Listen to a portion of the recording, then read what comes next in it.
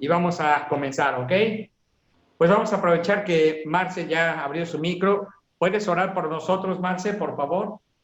Sí, bendito Padre Celestial, te damos gracias porque nos has dado esta oportunidad de estar juntos y poder oír tu palabra, Señor. Gracias porque tú eres santo, poderoso, omnisciente, omnipresente y nos has cuidado nuestras salidas y nuestras entradas y te pedimos, Señor, que en esta ocasión abras nuestro entendimiento, Señor, para que tu palabra, Señor, llegue a nuestra mente, Señor, y haga lo que tenga que hacer en nuestras vidas, Señor, y los cambios que se necesitan hacer, Señor, y que podamos aprender más de tu palabra y que lo podamos aplicar con las personas que nos rodean y seguir creciendo en tu palabra.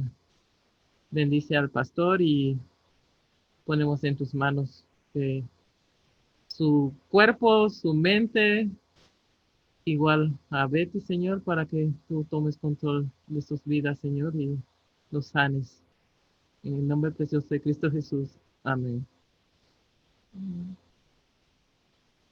Amén.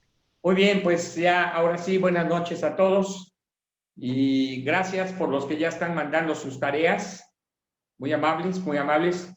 No había visto muchas, pero yo no sé por qué el lunes, ¿no? Así en la tarde, empiezan a llegar tareas. Es así como si hubiera un último sprint y en el último momento ¡rum!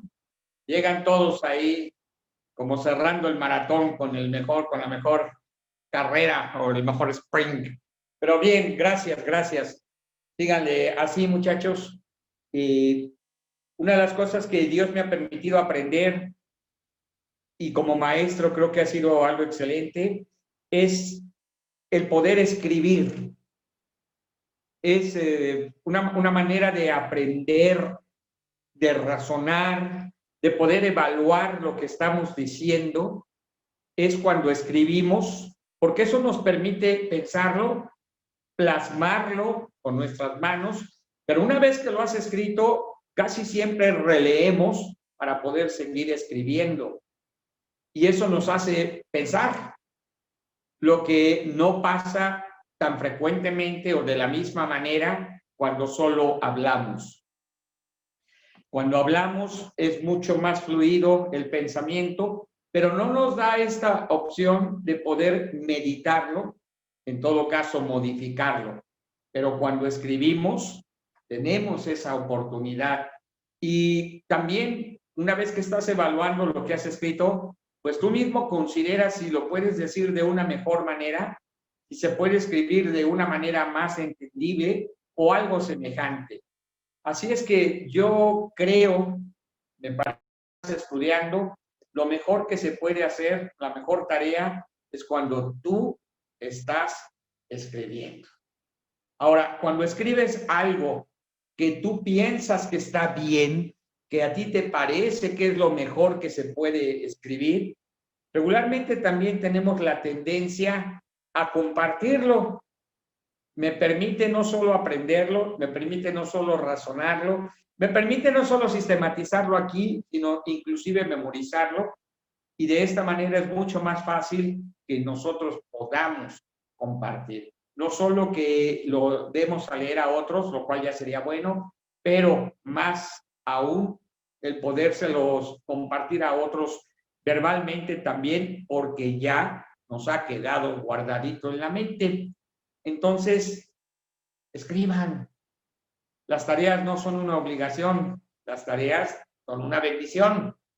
Si ustedes lo ven como parte del aprendizaje, no es tanto la respuesta a lo que el maestro o el pastor diga, es simplemente otra parte del proceso de aprendizaje.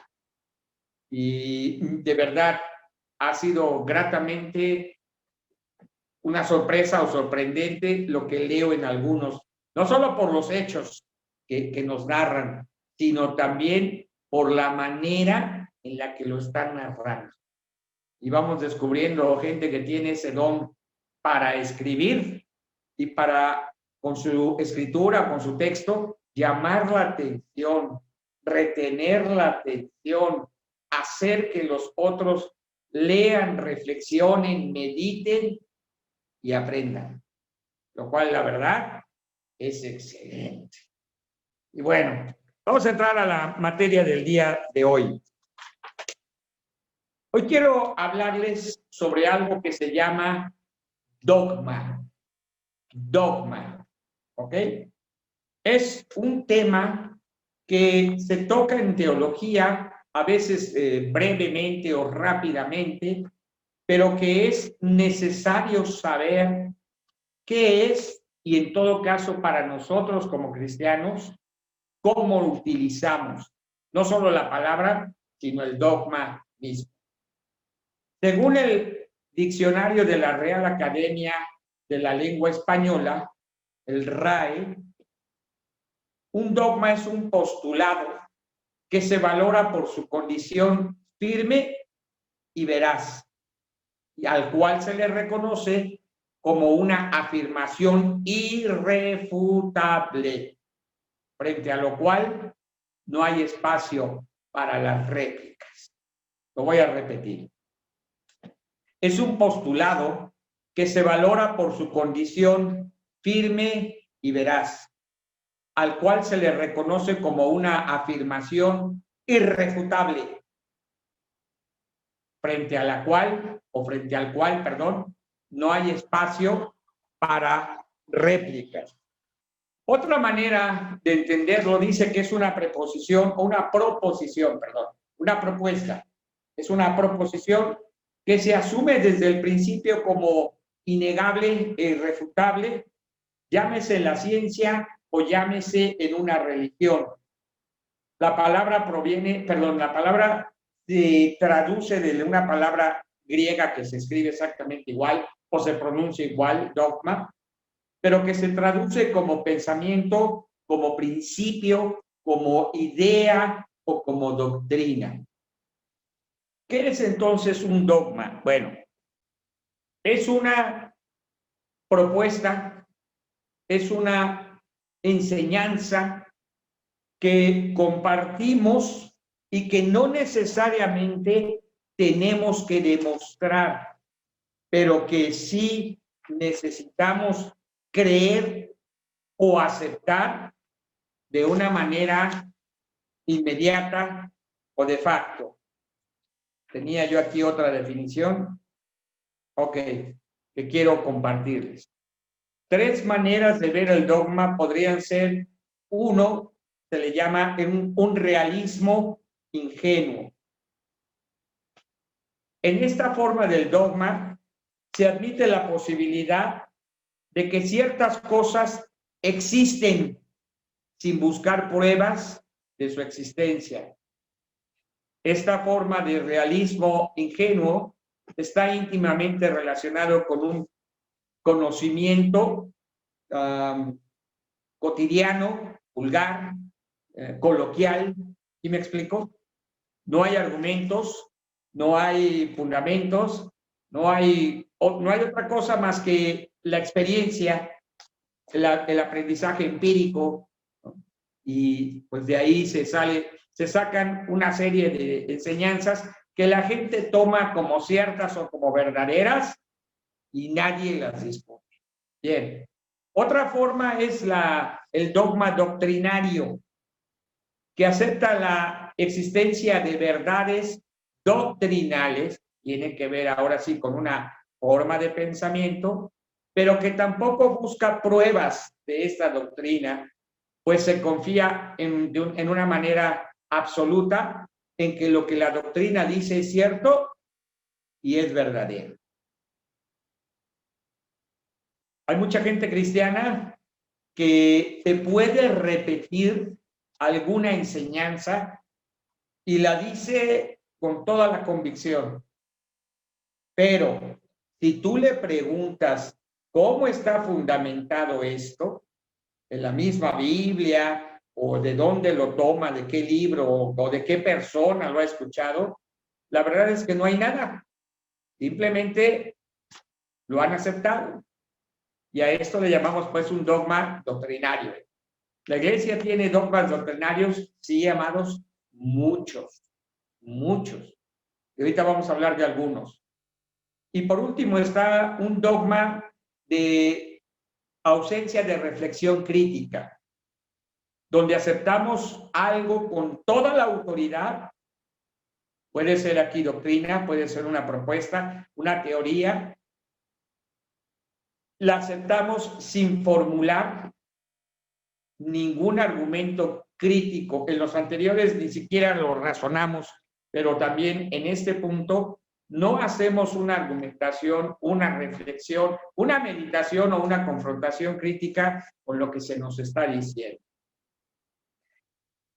El dogma, por lo mismo, dado el hecho de que tiene que ser aceptado o es aceptado de manera a priori, también es cuestionado por otras ideologías que, no obstante decir que no tengan un dogma, filosóficamente muchos creemos que cualquier ideología, cualquier filosofía, cualquier cosmovisión tiene sus propios dogmas y no necesariamente se pueden comprobar. Bien.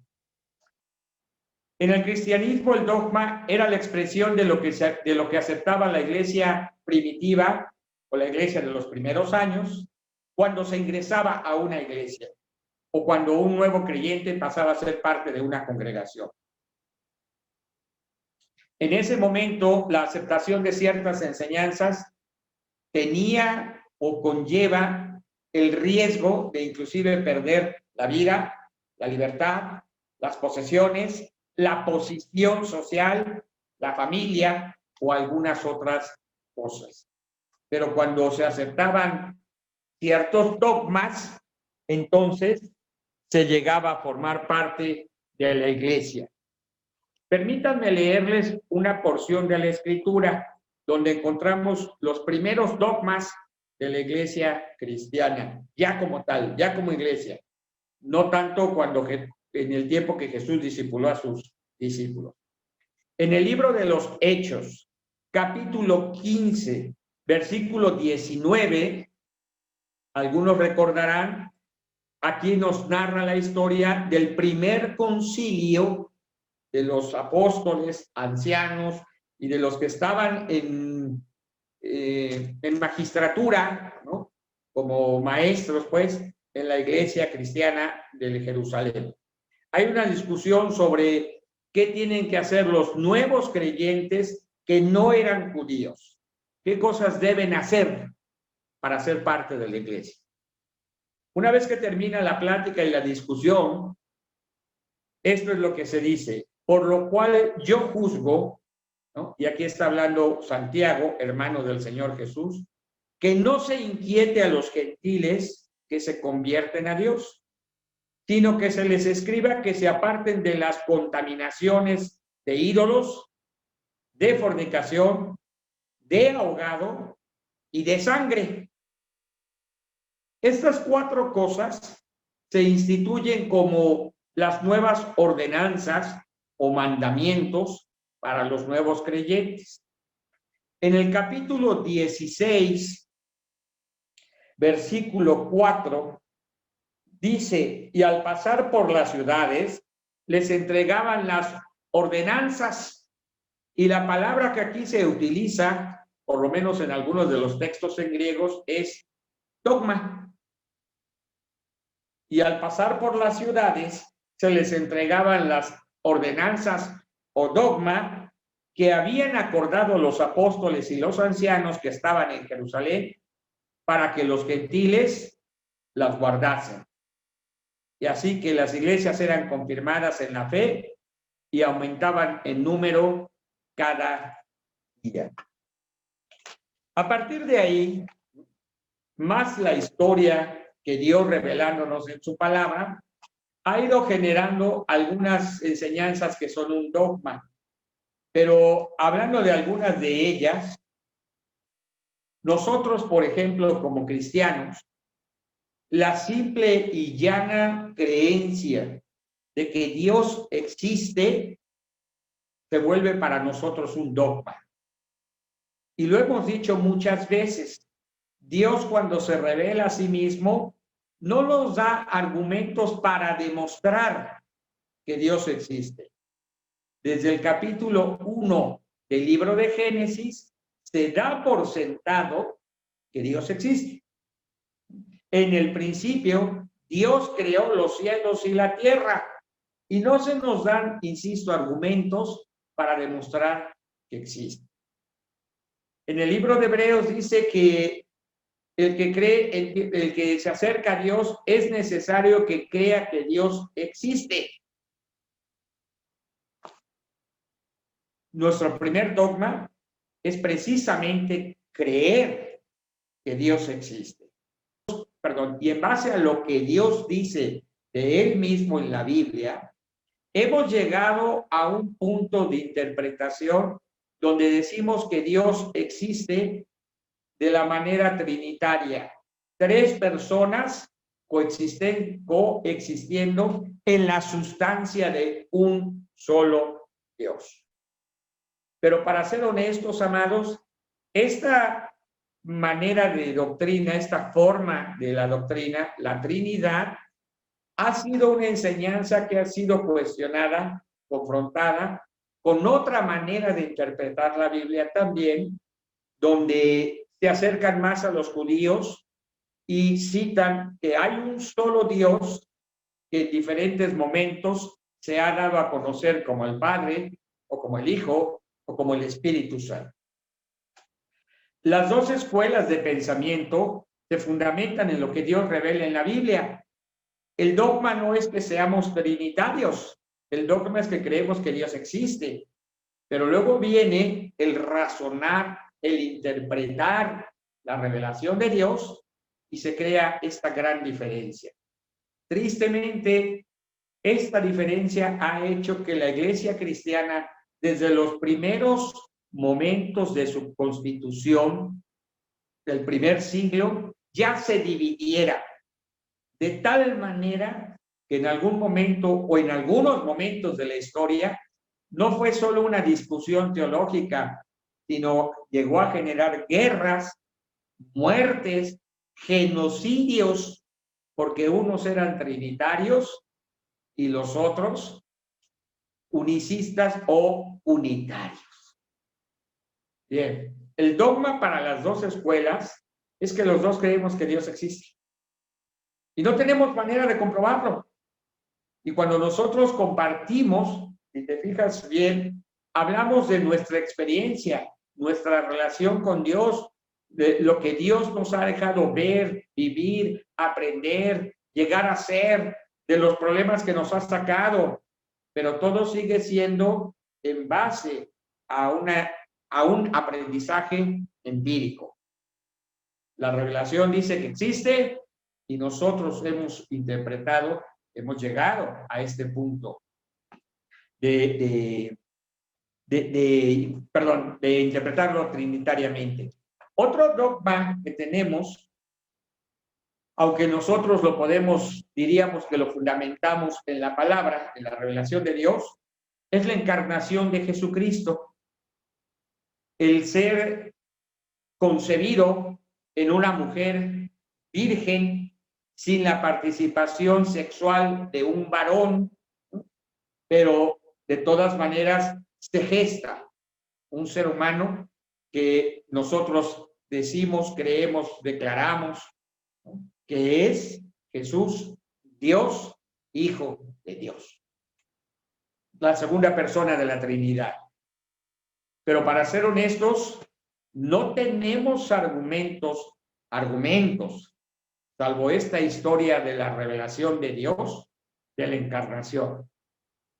Cualquier estudiante, cualquiera, el más básico, los que están apenas en primaria y están aprendiendo acerca de cómo llegan los bebés, se darían cuenta que nuestra enseñanza debe ser aceptada o es aceptada por fe.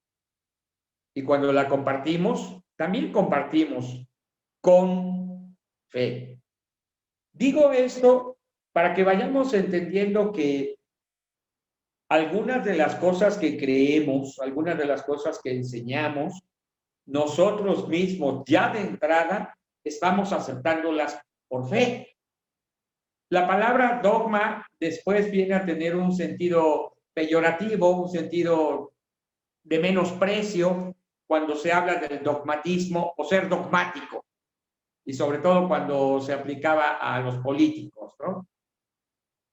Pero lo cierto es que nosotros como cristianos y cualquiera que tenga una religión va a moverse por una acción de fe que está aceptando enseñanzas, doctrinas, propuestas, también dogmáticamente. Difícilmente un cristiano que no esté estudiando teología, pues, aceptaría la idea de que tenemos dogmas, porque a veces se toma como una fe ciega. Y el argumento que se presenta siempre será, es que Dios dice, o es que la Biblia dice.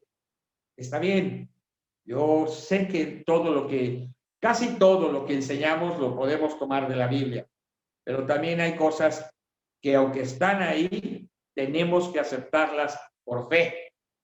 Por fe. Déjenme darles otro ejemplo. Dios deja claramente la enseñanza del perdón de nuestros pecados cuando nos arrepentimos, cuando los confesamos y cuando aceptamos a Jesucristo. Y entonces nosotros decimos, la sangre de Jesús nos limpia de todo pecado.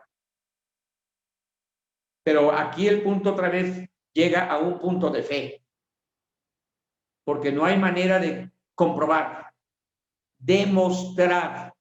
No hay ninguna recipiente de vidrio, no hay experimento alguno en un laboratorio que pueda demostrar ni la existencia del pecado ni el perdón de nuestros pecados. Pero nosotros, en base a lo que Dios ha revelado, tomamos esta doctrina como una enseñanza veraz y lo decimos, aunque nunca usamos la palabra irrefutable, sí se lo compartimos a la gente como una verdad con peso eterno. Ahora, cuando enseñamos teología, no queremos que la gente se diga, se piense, se sienta que estamos engañándoles o solo manipulándoles en una dirección que es la que yo creo. Pero sí necesitamos que la gente empiece a entender, empiece a considerar que en todas las cosas de la vida hay principios dogmáticos que hemos aceptado.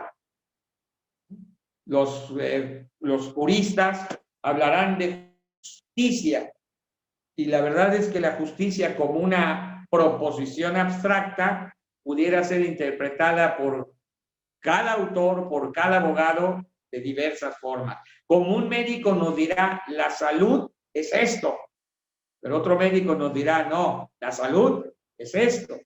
Y si es otro médico, quiero decir, de otra escuela, tal vez, por ejemplo, médicos integrativos, que hoy hay muchos y muy buenos, nos dirían, no, salud es esto. Y así sucesivamente. Por definición, te encontrarás que casi todas las personas, tienen dogmas en su vida. Propuestas, axiomas, enseñanzas como, si te portas bien, te va a ir bien. Pues no siempre se cumple, pero lo vivimos y lo creemos, y sobre todo las mamás lo enseñan como una gran realidad, ¿no? Y si comes bien, vas a crecer mucho. Pues algunos así se atragantes no crecen, porque son de padres chaparros. Entonces, no. Y otros crecen, pues nada más porque tienen que crecer, porque sus padres están grandotes. Pero hay una serie, si ahí veo una manita, pero hay una serie de creencias que en la vida todos aceptamos por ciertas, por verdaderas. Tener dogmas no es algo malo, no es algo negativo, no es sinónimo de ignorancia, solo es parte de la vida. Pero nosotros como cristianos tenemos nuestros propios dogmas en nuestra doctrina. Y si en algún momento alguien nos llegara a cuestionar que somos dogmáticos, no nos sintamos ofendidos como cualquiera y tenemos nuestros propios dogmas. Parte de los dogmas cristianos pueden hacernos que nos separemos o nos diferenciemos de otras religiones. Recuerdo un autor que decía que el cristianismo es una religión exclusiva, una religión que excluye a los demás. Y recuerdo mucho porque él puso este ejemplo. Este era un maestro de Holanda o de Alemania, no recuerdo bien ahorita su nacionalidad. Pero él nos explicaba, nosotros como cristianos creemos y enseñamos que la salvación solo se da en la persona y a través de Jesucristo. No creemos que haya otras maneras de obtener la salvación. Y puso varios ejemplos que yo aprendí en mi vida y aunque no tenía yo una respuesta en ese entonces, hoy estoy convencido que así es. Por ejemplo, portarse bien o ser una buena persona, hay algunos cristianos que creen que eso los va a llevar al cielo. Ponen en una balanza las buenas obras y las malas obras. Y suponen que si en algún momento de tu vida tus buenas obras son mayores que tus malas obras, vas a llegar al cielo. Bueno, hay otros cristianos que dicen que si obedecemos los mandamientos, los 10 mandamientos, más los 7 sacramentos, vas a llegar al cielo. Y eso sigue siendo una aceptación de un dogma de salvación por obras. Nosotros decimos que no. Los cristianos evangélicos, como decía este autor, conferencista, somos exclusivos porque decimos, no. Si no aceptas a Jesús en tu corazón como tu Señor y como tu Salvador, no vas a ir al cielo. Punto. Y nos confrontaba con esto. Ok, pero ¿qué pasa entonces con los neonatos que mueren? ¿Qué pasa con los infantes que no llegan a tener esta capacidad de discernir y de aceptar a un Señor Jesús como su Salvador?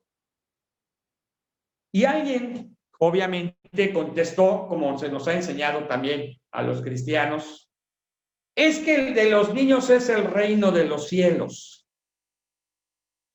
Y recuerdo que este maestro ahí nos agarró en curva porque dijo, ¿qué pasó? Entonces ya hay otro camino de salvación. ¿Sí me explico? Levante usted su mano si me estoy explicando, por favor. Y el dogma de que solo hay salvación en Cristo Jesús. Y nos puso otros ejemplos. Los enfermos mentales, ¿no? Los autistas, y en fin, nos puso varios ejemplos que nos movió un dogma que hemos tenido y hemos aceptado como cierto, como verdadero, como irrefutable. Y bueno, nos hizo meditar. La verdad es que no nos dio la respuesta, pero nos dio un principio de la Biblia o un principio de Dios revelado en la Biblia. Dios es un juez justo. Tiene misericordia del que quiere tener misericordia y no tiene misericordia del que no quiere tener misericordia. En su momento y cuando Dios juzgue, Él decidirá, lo hará sabia, justa, amorosa y santamente quién entra en el cielo y quién no. Y tú podrás decir, los niños sí porque son niños, o los niños no porque no recibieron a Cristo, no sé. Pero la verdad es que cuando llegue ese momento, el único que tiene la palabra de sabiduría, de amor, de misericordia, pero también de justicia, es Dios. ¿A dónde nos llevó? A un punto de la revelación que simplemente es ¿quién es Dios? ¿Quién es Dios? Y si esto que Dios ha dicho que Dios es firme en tu vida, aunque algunas cosas sean un dogma, serán una doctrina firme donde tú no te vayas a mover o no podrías ser movido por algo externo. Y la verdad es que desde entonces yo he dicho lo mismo. No me atrevo a decir quién va o quién va a entrar o no va a entrar en el reino de los cielos. Predico el evangelio predico el evangelio y la salvación en Jesús. Pero si alguien no hace la oración que estamos acostumbrados a que la gente haga, pero vamos, lo voy a poner así, pero llegado el día en el que está delante de Dios, Dios ha visto su corazón o su mente, su espíritu, como quiera, y Dios dice que sí entre los salvos, ya, yo no tengo un problema.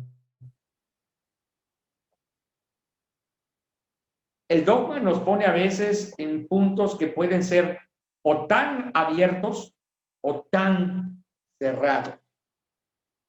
Por eso es importante, y es una de las materias que se estudia, cuando hablamos del dogma, no solo saber qué es, sino replantear, volver a estudiar los dogmas que consideramos, los dogmas que consideramos que están en nuestra doctrina o en nuestra fe. El cristianismo, decía yo, o decía este conferencista, un doctor en teología, es excluyente, mientras la religión hindú es incluyente. Para nosotros hay un solo Dios, un solo Señor, un solo Salvador, un solo bautismo, una sola forma de salvación o un solo camino de salvación, mientras que para la religión hindú, cualquiera que tú le digas que es Dios.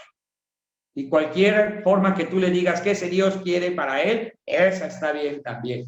Por eso la religión hindú tiene millones de dioses. Millones.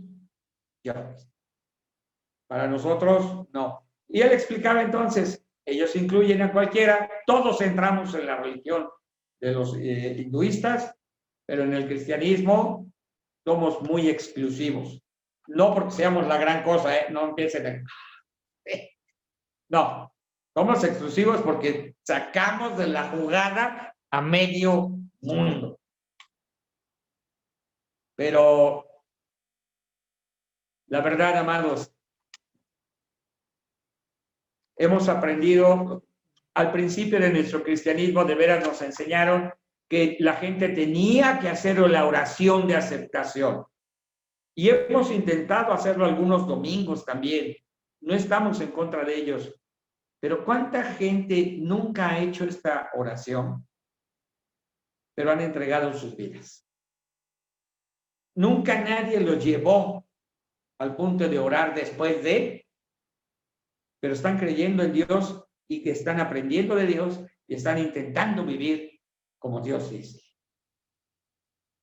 Y al final, realmente son los frutos los que hablan de la fe cierta, viva, verdadera, ¿no? Y no solo las doctrinas, enseñanzas o sistemas de pensamiento. En fin, aunque hay cosas que nos alejan de otras religiones, hay algunos principios éticos que en realidad nos unen con toda la humanidad. Principios como el amor a la humanidad o el amor entre los seres humanos, el servicio, la solidaridad. Los que hemos tenido la bendición de vivir en esta Ciudad de México y que nos ha tocado vivir algunos momentos de adversidad muy difíciles, ¿no? Como el sismo del 85, como las explosiones en San Juanico en el 84 y cosas por el estilo.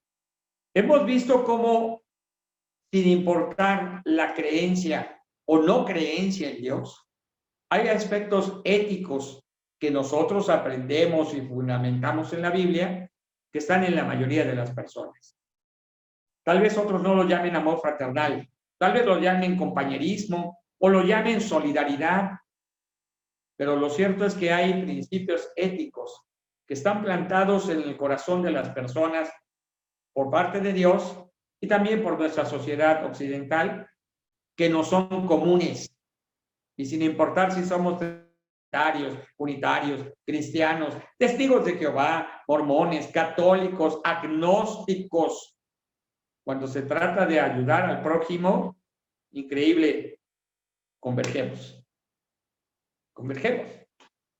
Y quienes, insisto, quienes vivimos aquellas experiencias del 85, por ejemplo, pues vimos una convicción, por qué no decirlo hasta dogmática, en la sociedad mexicana, de darnos los unos a favor de los otros.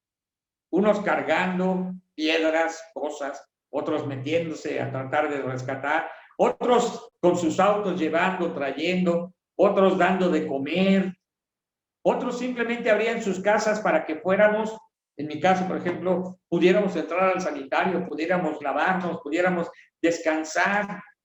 Recuerdo que la primera noche yo dormí en un autobús porque a una persona que tenía un autobús de viaje, pues, se acercó allá a Tlatelolco y en la parte de afuera nos daban algo de cenar, ya no me acuerdo qué, nada más me acuerdo que tomé café, y te dejaban subirte al autobús a dormir para que 3, 4 horas, lo que tú quisieras, volvieras a salir a ayudar. Hay pues cosas, principios éticos que nos hacen converger y nosotros hemos aprendido que la mayoría de estos, como sociedad occidental, emanan de la palabra de Dios. ¿Somos dogmáticos? Pues sí, amados, en cierta forma lo somos, pero no peyorativa. Creo yo que de una manera que la hemos aprendido a hacer una vida propositiva, una vida productiva, una vida de provecho, no solo para nosotros, sino para otros. Y si alguien me dijera, ¿tú crees en Dios? Yo diría sí. Y si me dijeran, ¿puedes demostrar que Dios existe? No. Lo único que puedo hacer es compartirte lo que Dios ha hecho en mi vida. Bien. En el capítulo 6 del libro de Jueces se encuentra una historia, yo creo que la mayoría lo conocen. A ver, díganme si han escuchado de Gedeón. Si usted ha escuchado la historia de Gedeón, recordará que él estaba trabajando, trillando el trigo, que él vivía en un momento difícil, porque mientras el pueblo de Dios estaba trabajando, sembrando, cosechando, tratando de guardar lo que se había cosechado, cuando habían terminado de cosechar, venía otro pueblo que eran los madianitas, les hacían la guerra, destruían lo que estaba en la tierra y se robaban lo que estaba guardado en los graneros. En otras palabras, estaban en un tiempo que Dios les estaba dejando vivir difícil. Hay un momento en el que él está trabajando, el ángel del Señor se le aparece y le dice estas palabras: el Señor está contigo, Jehová está contigo, varón valiente y esforzado. El Señor está contigo, varón valiente y esforzado. Y mirándole, Jehová le dijo: Gedeón, ve con estas fuerzas y salvarás a Israel de la mano de los madianitas. Y termina Dios preguntándole, o de alguna manera inquiriéndole: ¿no te estoy enviando yo? Y aquí empieza un diálogo entre Gedeón y el ángel del Señor, que no es otro que el mismo Señor. Y entonces Gedeón le dice: ¡ah, Señor mío! si Dios está con nosotros, ¿por qué nos vienen todas estas cosas? ¿Dónde están todas las maravillas que nuestros padres nos contaban diciendo, no nos sacó el Señor de Egipto? Y ahora el Señor nos ha desamparado y nos ha entregado en manos de los madianitas. Mirándole, el Señor le dijo, ahora sí, ve con esta tu fuerza y salvarás a Israel de la mano de los madianitas. ¿No te estoy enviando yo? Y una vez más Gedeón le dice, Señor mío, ¿cómo voy a salvar a Israel? He aquí que mi familia es pobre en Manasés y yo soy el menor en la casa de mi padre. Dios le contestó, ciertamente yo estaré contigo y derrotarás a los madianitas como a un solo hombre. Regularmente cuando leemos esta historia, nos fijamos mucho en los argumentos de Gedeón, cómo cuestiona a Dios, cómo habla de sus limitados recursos, cómo habla de su condición paupérrima, económicamente hablando, cómo habla del sentirse desamparado. Pero hay dos frases que él dice al principio y son significativas. Señor mío. El nombre que ahí aprendemos es Jehová Elohai. El Señor es mi Dios. ¿Sabes? Sí se vale, escúchame bien, sí se vale abrir nuestro corazón y decirle a Dios, Señor, me siento desamparado.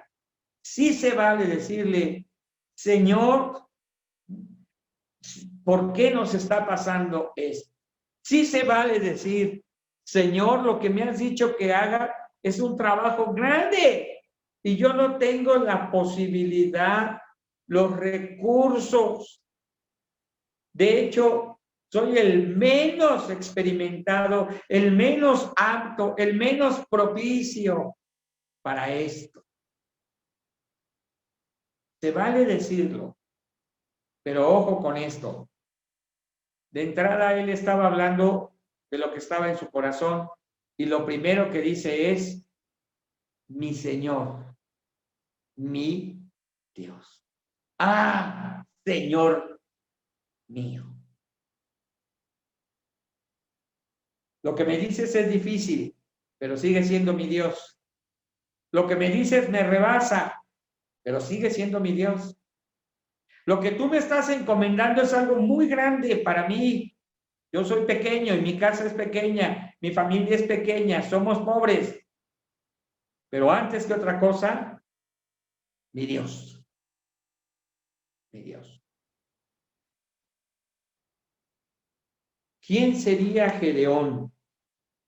No sé si tú alguna ocasión te has puesto a checar con detenimiento. No era un sacerdote, no era un profeta, no era un hombre educado, es decir, con una formación académica en su momento, no era un guerrero fuerte, era solo Gedeón el que creía en Dios. No era el hombre de fe, superhombre de fe, superhéroe de la fe, pero era un hombre que creía en Dios. Que podía hablar con Dios como quien tiene una relación personal, como quien lo conoce, como quien tiene esta confianza de escuchar a Dios, pero también de responder con su corazón. Gedeón no era un hombre eminente, era solamente Gedeón. Pero todo lo que podría haber dicho para cuestionar a Dios, que estaba en su corazón, que era cierto, que lo sentía, siempre iba después de Jehová, Elohai. No sé si me estoy explicando.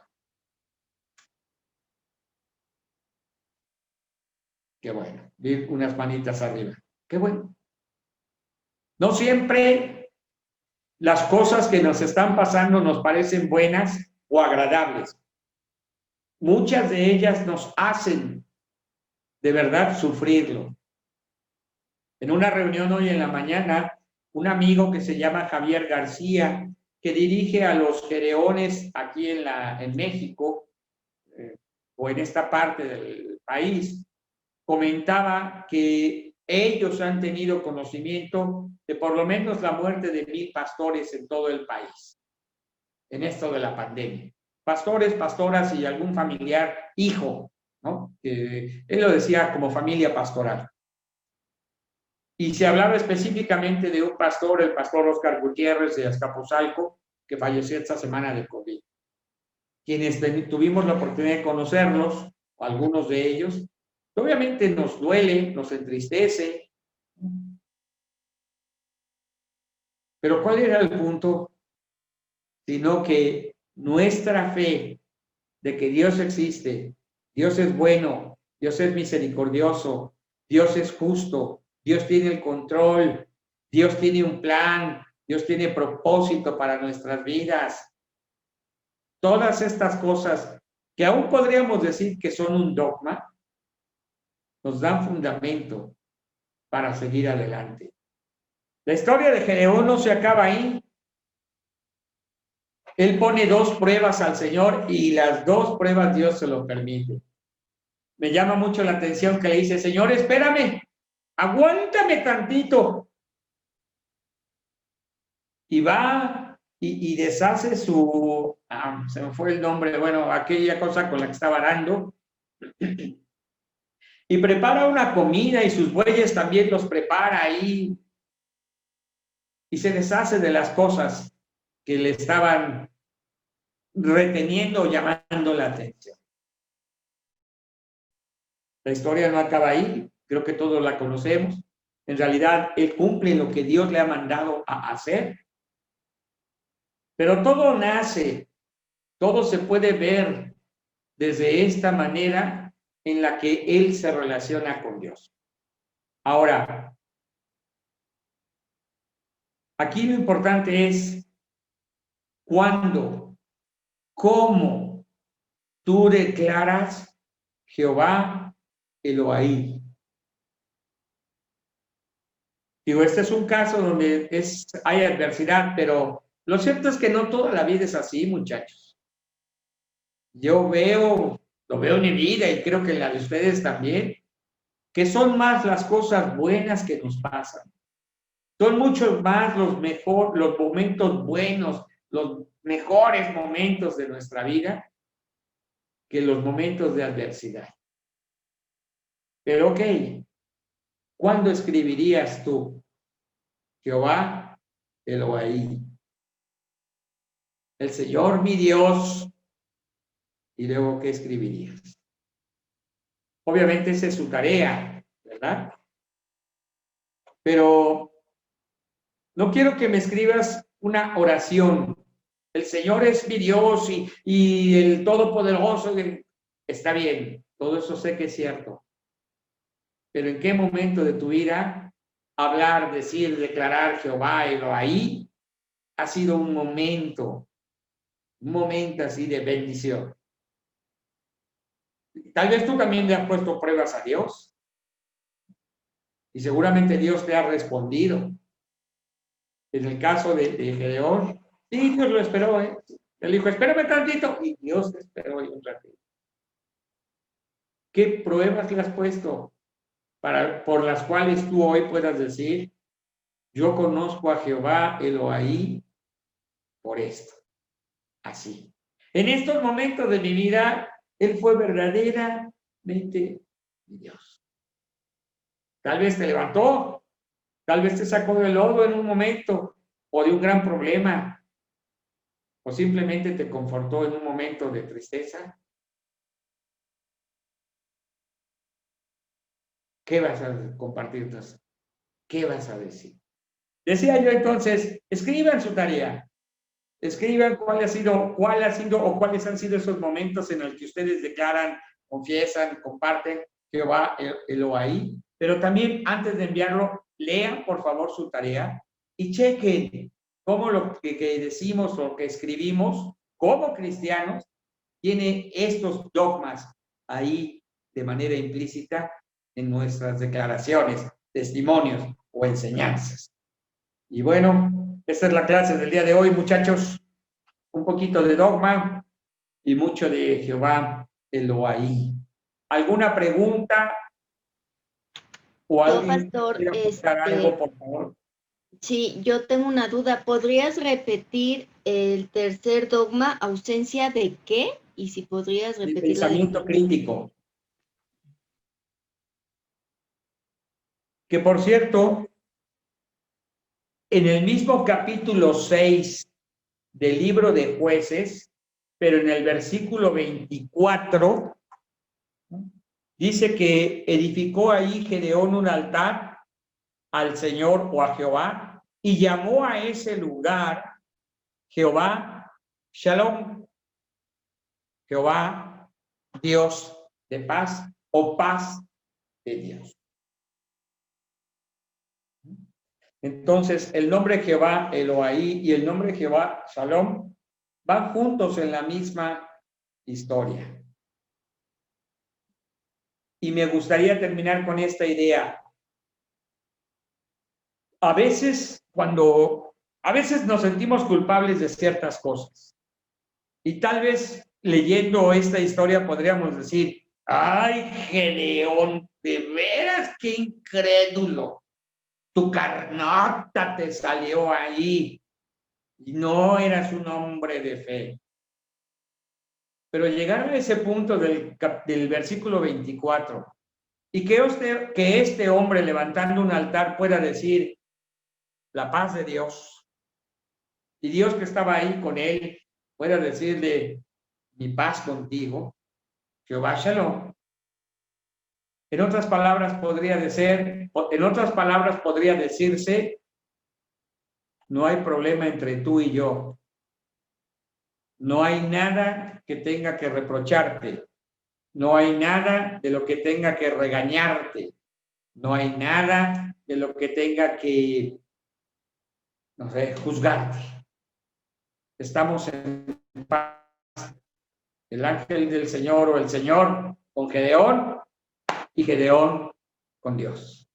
Y esa parte cuando vimos Jehová Shalom, me falta decírsela, pero no solo es declararle la paz de Dios a alguien, es que si tú vives y experimentas la paz de Dios en tu vida, es una manera de vivir. Dios no tiene nada contra ti. Dios también está en paz contigo y por eso puedes disfrutar de su paz. Pues están en el mismo capítulo, amados, dos nombres de Dios, Jehová Elohai y Jehová Shalom. ¿Alguna otra pregunta o algún otro comentario que enriquezca esta clase? Pastor, yo, Federico. Sí, Federico, adelante. También podría ser un dogma el tener la certeza de que lo escrito en la Biblia es verdadero para mí. Sí, definitivo. El hecho de que creamos que la Biblia es la palabra de Dios y que le concedamos esa autoridad sobre nuestra vida, tiene esta parte fundamental de ser un dogma también. Sí, gracias. No, al contrario, gracias a ti, Federico. ¿Alguien más? En cuanto al nacimiento virginal, ¿cómo verías tú una persona que no cree en eso, pero que se dice cristiano? Se dice que es salvo por la sangre del cordero, etcétera, pero no cree en ese punto. Haga la pregunta de don Carlos, ¿ok? Decía yo, yo creo que podríamos convivir con una persona que tenga esta cuestión en su corazón. De entrada, me parece que va a haber un conflicto entre su razón y su fe, lo cual todos lo vivimos en algún otro aspecto de nuestra vida. Todos en un momento dado, algún mandamiento, alguna promesa de parte de Dios, la filtramos por aquí y nos cuesta trabajo aceptar. Así es que una persona que no acepta, por ejemplo, el dogma de la concepción, ¿cómo se llama? Virginal. Sí, virginal, gracias, de la encarnación de Jesús, tendría pues un problema ahí en su mente y en su corazón, pero no es un conflicto que en lo personal yo crea pone en duda su cristianismo y obviamente tampoco su salvación. Y reitero, ¿por qué digo esto? Porque de verdad la mayoría de los cristianos en muchas áreas de nuestra vida, en cosas que Dios ha dicho, las ponemos en duda o las vivimos como quienes están dudando. Y pues bueno, nadie aceptaríamos, nadie estaríamos condenando, juzgando que por no vivir al 100% toda la revelación de Dios, no seamos cristianos o no seamos salvos. No obstante, el día del juicio, insisto, Dios juzgará con justo juicio a esa persona y a nosotros también. No sé si eso da un poco la respuesta a tu pregunta o tu comentario, don Carlos. Y me preguntaba yo, bueno, ¿hay posibilidad de salvación mientras persistan en eso? Otra cosa que quería comentar, sí, don el Carlos. pasaje donde dice, donde no hay ley, no se inculpa de pecado. Esto lo podríamos aplicar a los bebés, las personas estas que comentabas, que no tienen un juicio desarrollado, digamos. Sí, es uno de los argumentos que se utiliza para hablar de la inocencia, ¿no? En referente al pecado, de la inocencia de los recién nacidos, ¿no? O de niños hasta cierta edad, no sabemos a qué edad. Pero está la otra parte de la Biblia, donde dice que no hay justo ni aún uno, no hay quien haga lo bueno. Y del mismo libro de Romanos, todos los hombres hemos nacido con la naturaleza caída y pecaminosa de Adán, para que entonces se cumpla que solo en Jesús hay salvación. Las dos cosas están en la Biblia. Los dos versos son palabra de Dios, pero hay una cuestión de interpretación.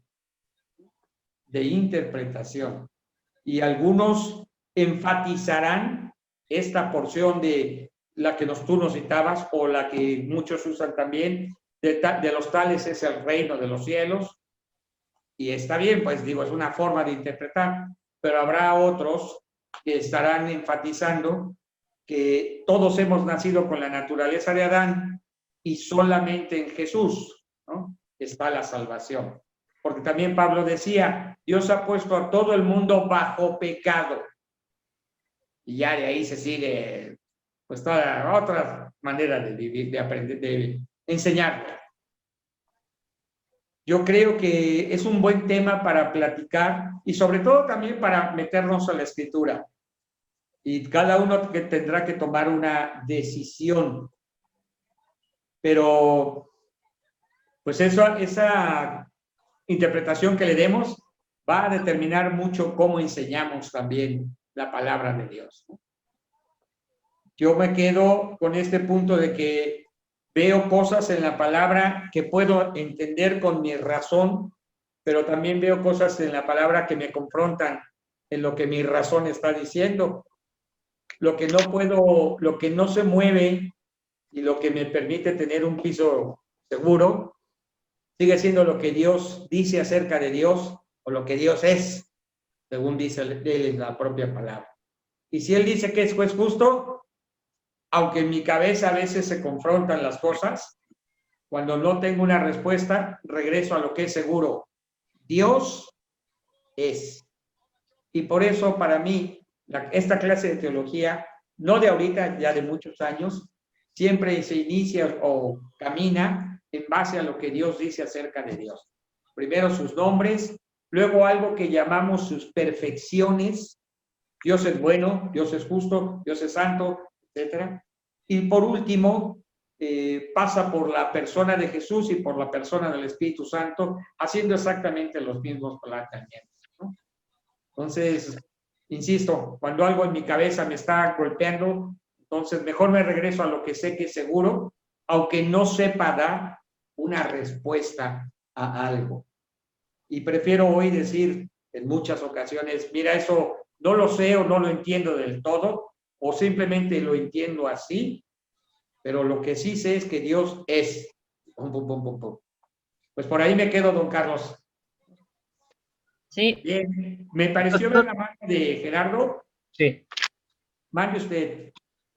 Pastor, una pregunta, como para reforzar el aspecto del dogma respecto al nacimiento de Jesús, ¿qué no nos basta nada más con pensar que si Dios es tan omnipotente y creó todo, incluso a Adán, pues obviamente es fácil para él haber creado a Jesús tal como lo creó, ¿no?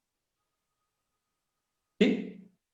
Digo, así de sencillo, sin meternos en más complicaciones, ¿no? Tu argumento es, Dios es omnipotente, es el Todopoderoso y Él pudo hacer, así como creó a Adán del polvo, pudo hacer que el vientre de María se gestara Jesús sin la participación de un varón. Eso es lo que me estás diciendo. Así es. Y así tan sencillo como que en sus manos está la creación. Y así de sencillo lo creemos, pero también así lo hemos explicado. Así es, amigo. Bien dicho. Gracias. ¿Alguien más? Don Carlos, otra vez. Respecto a eso, el ángel le dijo a Jesucristo, digo a la Virgen María, para los hombres esto no es posible, pero para Dios todo es posible. Gracias, don Carlos. Ahora veo el dedito de Pati Cervantes arriba y la Sí, yo, pastor, buenas noches a todos. Recuerdo, no identifico bien en qué parte de la Biblia, cuando está hablando de la circuncisión, los incircuncidados, los gentiles, que habla que también ellos pueden ganar la salvación a pesar de no conocer a Jesucristo, sí, que es una parte en la que se refiere don Carlos, en que si no hay ley no hay pecado, ¿no? Entonces pienso que sí puede haber la salvación para las personas que tengan a lo mejor, en principio que no conozcan a Jesucristo, pero que hagan lo que Dios manda, o en sus mandamientos, valga la redundancia. Y por cuerda separada creo que a veces, que a mí me sucede también tener algunos conflictos en cuanto a algunos dogmas, es que la parte que usted nos dijo hace un par de clases, hay cosas que Dios nos revela y hay cosas que solo son de Dios. Y si nosotros no alcanzamos a comprenderlas, creo que no tiene mucho sentido en enfrascarnos en encontrarle la explicación. Creo que lo más importante es el que estemos ciertos de la existencia de Dios, de la existencia de Jesucristo, del sacrificio que Jesucristo hizo por nosotros para salvarnos. Y nosotros que lo conocemos, pues aprender más de él, esforzarnos para llegar a su altura y no caer en juzgar, porque a veces el que nosotros conozcamos un poco más que otros, y eso a veces no nos complica más, ¿no? Entonces, como lo dijo el señor Gerardo, creo que a veces lo más conveniente es quedarnos con lo más esencial, y como usted decía, con lo seguro, y no meternos en cosas que a lo mejor nunca vamos a entender y jamás vamos a poder comprobar. Muy bien, Pati. De hecho, Pablo le decía a Timoteo que no perdieran tiempo en pláticas que no tienen provecho, discusiones de teología y cosas, perdón, de genealogías y cosas por el estilo. Y bueno, yo creo que el consejo es sabio, es bueno, es vigente. También es cierto, somos seres humanos y nos encanta pensar. Y cuando pensamos algo, nos encanta decírselo a otro que también le encanta pensar. Y luego empieza el duelo de los argumentos. Ese es el diálogo, ¿no? Y entonces el Judy y Patty empiezan, ya es que yo digo, es que no yo, es que así, es capaz. Así se hace la teología. Y cuando estamos en un seminario, las discusiones son tan ricas, tan sabrosas, tan discusiones, ¿no? Pero al final, lo que verdaderamente importa es el cumplimiento de esos mandamientos que decía yo el domingo, ¿no? Y el segundo de ellos, el fraternal, pues es que nos amemos, aún por encima de las diferencias que podamos tener. Y bueno, simplemente diré, lo que pasa es que los dogmas se vuelven una parte fundamental del pensamiento de cada uno y eso nos va dando pauta para ciertas cosas. Yo sí soy de la opinión que la salvación solo se da en Jesucristo, pero no tengo la respuesta a todos los detalles. Es como una respuesta general, pero si me preguntan los detalles de cada persona, no, la verdad no me la sé. Yo no soy Dios que juzga a cada persona para decir si sí es o no cristiano. Ahí me regreso a lo sencillo también, ¿no? Pero muy bien, Pati, yo estoy de acuerdo. Crezcamos en las cosas que son importantes, atendamos las cosas que son importantes. Y bueno, creo que hasta hoy aquí en la iglesia no se ha dado, a lo mejor no me refiero a los cultos, el que discutamos algo. Ya en las clases, pues sí, sirve cuestionarnos también para poder ir a la escritura y encontrar qué dice Dios al respecto de algo. Pero muy bien, Pati, me parece perfecto. Escriban su tarea y acuérdense de ver qué dogmas están poniendo ustedes. No para que tú te des cuenta que tú también los tienes y cómo has fundamentado tu vida de fe. Bien, ¿algo más? ¿Puedo meter mi cuchara otra vez? Sí, ya vi tu dedo, don Carlos, dale. Bueno, un autor que fue torturado, que fue encarcelado por los comunistas, durante 14 años, decía esto. Él se ponía, bueno, fue encarcelado precisamente por ser cristiano. Y ahí se encontró con otros. Y él decía que se ponían a discutir que esto es así, que esto es asado, que esto es...